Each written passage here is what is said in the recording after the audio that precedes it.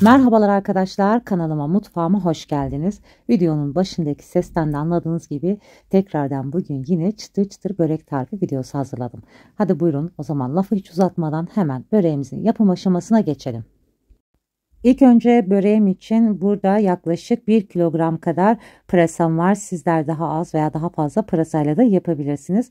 Dış kabuklarını güzelce soydum ve uç yeşil yapraklarını da kullanmayacağım. Sadece bu güzel kök kısımlarını kullanacağım arkadaşlar. Uzunlamasını ikiye kesiyorum. Sonra ince ince kıyacağım. Tabii ki sizler ıspanaklı da yapabilirsiniz. Ispanaklı da çok güzel oluyor. Ama ben bu tarz börekleri biraz pırasayla daha çok seviyorum. Daha önce de yine kanalımda ıspanaklı olarak yapmıştım. Bu sefer de pırasalı yaparken yine sizlerle bu videomu da paylaşmak istedim. Bütün pırasalarımı ince ince güzelce kıydım. Ben de bu arada 300 gram kadar kıymamı tavama alıyorum. Yağsız şekilde suyunu çekip rengi dönene kadar kavuracağım. Rengi dönene kadar kavurmuş olduğum kıymamın üzerine bir adet doğramış olduğum kuru soğanımı da ekliyorum. Pırasalı olsa da kuru soğanı da ayrı lezzet olduğu için ben kullanıyorum. Bir çay bardağından bir parmak eksik sıvı yağımı da ekliyorum. Sıvı yağımı da ekledikten sonra çok fazla kavurmayacağım. Zaten pırasa da ekleyeceğim için pırasanın içine soğanlar kaybolacağından dolayı ben çok fazla soğanı kavurmadım. Pırasamı da güzelce kıymalı soğan karışımının üzerine alıyorum ve bu şekilde karıştırıyorum. Çok fazla kavurmayacağım. Ocağımın altını da çok fazla arkadaşlar kısmadım ki pırasam sulanmaması için. Biraz karıştırmış olduğum pırasalı malzemenin üzerine bir tatlı kaşığı dolusu pul biber, yarım tatlı kaşığı karabiber, bir tatlı kaşığı dolusu da tuz ekliyorum. Tuz kendi damak tadınıza göre ayarlayabilirsiniz. 2-3 dakika ocağın üzerinde karıştırmış olduğum pırasalı iç malzememi kenara alıyorum soğuması için. Ben de bu arada hamurumun yapımına başlıyorum. Hamurum için yoğurma kasesine 3 su bardağı ılık su ekliyorum. Kullandığım su bardağı ölçüsü 200 milimlik su bardakları. Tuzumu da ekliyorum. Tuz 2 küçük tatlı kaşığı ekliyorum. Lütfen tuzu kendi damak tadınıza göre ayarlayabilirsiniz.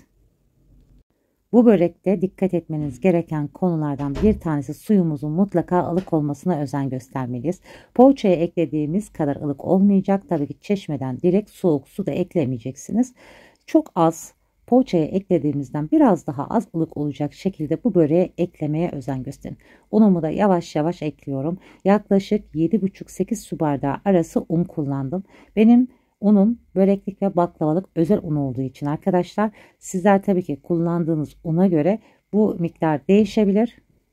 Unumu yavaş yavaş ekliyorum ve yoğururken de elimle hamurun ılıklığını hissediyorum. Tabii ki poğaçadaki gibi ılık olmayacak. Hamurumuz soğuk da olmayacak. Bana çok sıkça sorular soruyorsunuz. Bu böreği yapıyoruz ama bizim böreğimiz sert oluyor diye. Ben de sizlere elimden geldiğince bütün püf noktalarıyla bunları anlatmaya çalışıyorum. Hamurum bakın gördüğünüz gibi ne çok sert ne de çok yumuşak. Orta yumuşaklıkta olması çok önemli. Tezgahımızda da bu şekilde 2-3 dakika aralıksız olacak şekilde yoğuracağız ki hamurumuz güzelce özleşecek. Açarken bizi zorlamadan incecik börekler yapmış olacağız. Evet arkadaşlar ben bu şekilde uzun şerit yaptım hamurumu. Sonrasında hamur kesme aparatımla ortadan bu şekilde ikiye keseceğim. Toplamda hamurumu yoğurmak için 8 su bardağından 2 parmak kadar eksik un kullandım. İlk önce alt ve üst tabanı için 4 tane bir tık büyük bezeler yapacağım. Sonrasında ufak ceviz büyüklüğünde bezeler elde edeceğim. Bu börekte de dikkat etmeniz gereken konulardan bir tanesi de tepsi boyutu. Ben daha önce bu böreği 43 santim tepsiyle yapmıştım ve 20 bezeyle yapmıştım. Bu sefer 40 santim tepside yapacağım ve 24 bezeyle yapacağım.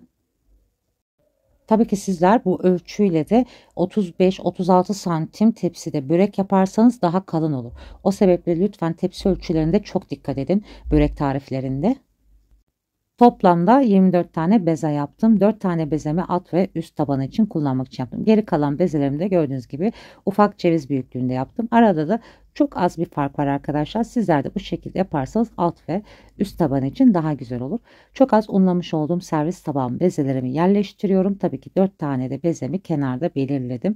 Yani unutmamak için. Üzerine buzdolabı poşeti örtüyorum ve bu şekilde 15-20 dakika dinlenmeye alıyorum.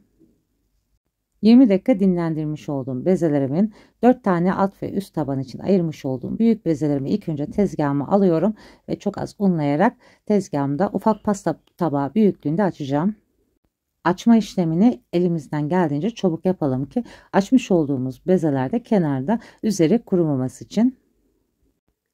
Böreği açarken yufkalarımızın da kolay açılması ve incecik olması için mutlaka bekletme aşamalarında çok dikkat etmeliyiz. Evet, ufak pasta tabağı büyüklüğünde açmış olduğum ilk bezemi kenara alıyorum. İkinci bezemi de yine aynı şekilde hızlıca açıyorum. Ben bütün bezeleri geri kalanları da aynı işlemle açtım arkadaşlar. Ve şimdi yağlamak için 200 gram tereyağımı ocağımın üzerinde güzelce kısık ateşte erittim. Üzerinde 1 çay bardağı sıvı yağ ekliyorum. Tereyağı yerine katı yağ, margarin kullanabilirsiniz. Tabii ki sağlık açısından tereyağı kullanırsanız daha güzel olur. Yağlı karışımını da güzelce karıştırdıktan sonra kenara alıyorum ve ilk açmış olduğum büyük bezelerimden yağlamaya başlıyorum. 4 tane bezemi alt ve üst tabanı için biraz büyükçe beze yapmıştım ve onları ilk önce yağlayarak başlıyorum. Yağlamış olduğum bezemin üzerine arkadaşlar bu şekilde kapatıyorum ve kenarlarında yağın sızmaması için ufak baskılar uyguluyorum. 24 tane bezemi bu şekilde ikili birleştirerek 12 beze yapacağım. Bezelerimizi de aynı boyda açmaya özen gösterelim ki bu işlemi daha rahat ve güzel yapmamız için.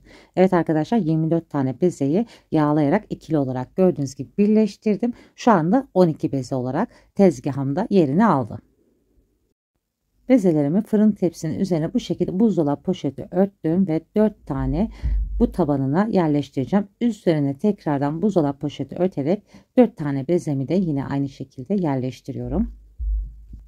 Son olarak 3. buzdolabı poşetimi de seriyorum ve üzerine 4 tane bezemi yerleştiriyorum. Bu 2 tane bezeyi ön kısma getirdim. Alt ve üst taban için ayırmış olduğum büyük bezelerim. Onları da unutmamak için en üst kısma sizler de benim gibi koyabilirsiniz. Alt ve üst taban için ayırmış olduğum. Bu şekilde arkadaşlar en az yarım saat, en fazla 1 saat dinlenmeye alıyoruz.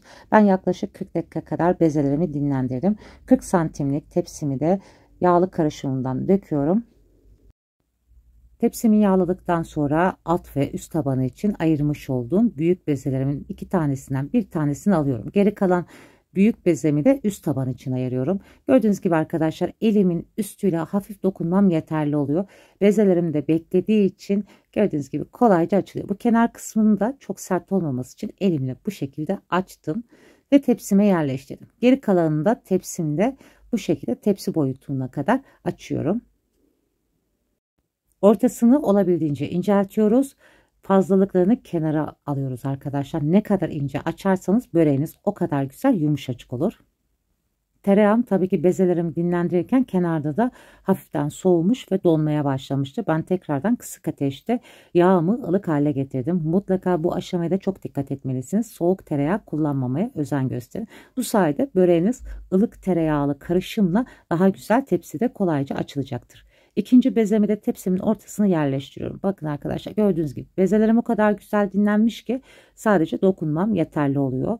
Ve hiç yufka yerinden kalkmadan sadece kenarını çekiyorsunuz ve tepsi boyutuna getiriyorsunuz. 12 tane bezemin 6 tanesini alt taban için, 6 tanesini de üst taban için kullanacağım. Bu arada da açarken gördüğünüz gibi arada havalandırıyorum ki ara katları daha güzel belirgin olsun ve milföy hamuru gibi kat kat olması için sizler de bu şekilde yapabilirsiniz. Bakın gördüğünüz gibi havalandırarak açıyorum hamurumu. Bakın ne kadar güzel incecik açılıyor. Böreğinizin orta kısımlarını mutlaka ince yapmaya özen gösterin. Fazlalığını tepsinin kenarına verin arkadaşlar. Gerekirse kenar kısımlarını sonrasında kesebilirsiniz. Orta kısmı ne kadar ince olursa o kadar güzel olur.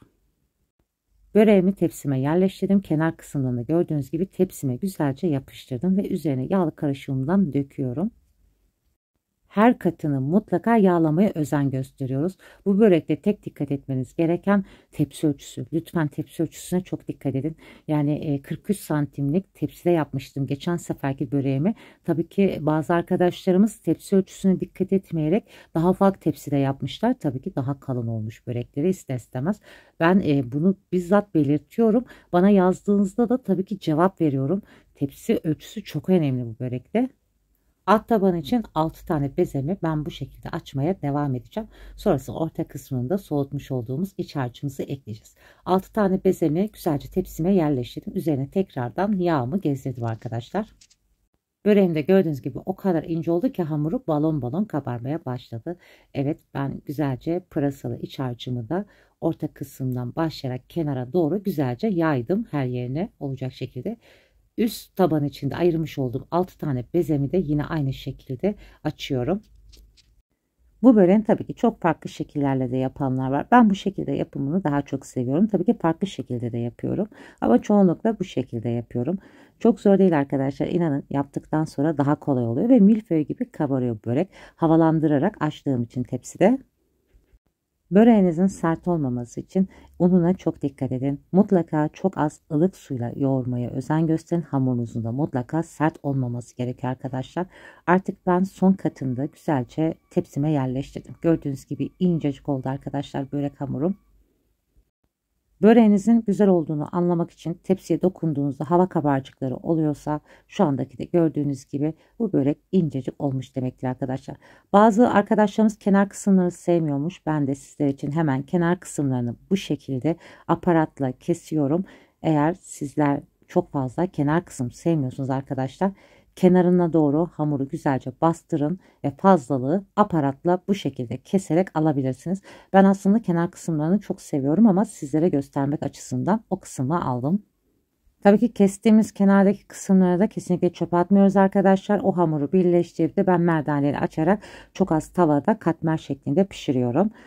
Sonrasında spatula yardımıyla kenarlarını bu şekilde içe doğru katlıyorum. Sizler dilerseniz farklı şekilde de katlayabilirsiniz. Üst katını da bolca güzelce yağlıyorum. Kenar kısımlarını da yağlıyorum. Kalan yağımın tamamını böreğimin üstüne güzelce döktüm. Ve görüyorsunuz arkadaşlar, baloncuklar oluştu. Bu da böreğinizin çok güzel incecik olduğunu, tam kıvamlı olduğunu gösteriyor. Böreğimi dilimlere ayıracağım. Hamur kesme aparatıyla kesiyorum. Sizler dilerseniz tabii ki bıçak yardımıyla da yapabilirsiniz. İlk önce 2'ye kestim, sonra 4 dilim olacak şekilde kesiyorum ve bu şekilde 8 dilim olacak şekilde keseceğim. Sizler tabii ki kişi sayınıza göre 12 dilim olarak da kesebilirsiniz veya kare olarak da kesimini yapabilirsiniz. Daha güzel belirgin olması için kesme aparatını bu şekilde bir kez daha kesmiş olduğum kesiklerin üzerinden gittim. Ve orta rafta 180 derece öncesinde 5 dakika ısıtılmış fırınımda pişirmek üzere böreğimi fırınıma koyuyorum. Ve güzelce kızarması için ilk önce orta rafın bir altında pişirmeye başladım. Sonrasında kızardıkça alt tabana doğru yaklaştırdım ki altının da güzelce pişmesi için. Böreğimin üzeri tamamen kızardıktan sonra el açması olduğu için alt kısmında güzelce kızarması için tabana koydum ve bu şekilde alt tabanında güzelce kızarmasını sağladım. Toplamda yaklaşık 1 saat 15-20 dakika kadar pişti arkadaşlar benim böreğim, benim fırınımda. Tabii ki sizlerin fırınıza göre bu süre değişebilir. Böreğimi de alt tabanına koyarak alt tabanında güzelce kızarmasını sağladım. Gördüğünüz gibi altında kontrollü şekilde pişirebilirsiniz. Sesten de anladığınız gibi yumuşacık milföy gibi kat kat ayrılan börek oldu. Şu anda henüz ilk sıcaklığı olduğu için içi biraz hamurlaşmış gibi görülüyor. Tabii ki birazcık ilk sıcaklığı çıktıktan sonra içi de daha güzel çekecek. Şimdiden güzel tarifimi deneyip yapacak olanlara afiyet olsun. Başka güzel tariflerde görüşmek üzere. Hoşça kalın, sağlıcakla kalın.